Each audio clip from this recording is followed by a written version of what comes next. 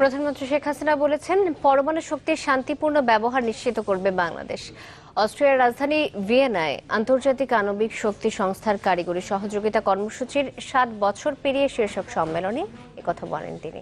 শেখ হাসিনা বলেন, আর্থসামাজিক উন্নয়নের কারণে বাংলাদেশ এখন বিশ্বের রোল মডেল।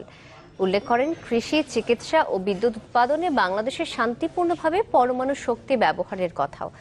সরকারের বিভিন্ন উন্নয়ন কার্যক্রম তুলে ধরে শেখ হাসিনা জানান, ডিজিটাল বাংলাদেশ অর্জনে সরকারের লক্ষ্য বিজ্ঞান, প্রযুক্তি ও উদ্ভাবনী শক্তির পুরোপুরি ব্যবহার করা। এ সময় IAEA এর সক্ষমতা বাড়ানোর কথা বলেন প্রধানমন্ত্রী।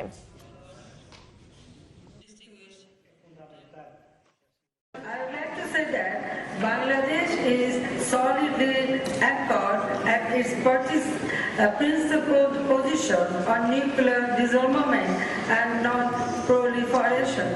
Bangladesh remains committed to working with IAEA and other international partners in ensuring due diligence of the peaceful use of nuclear technology.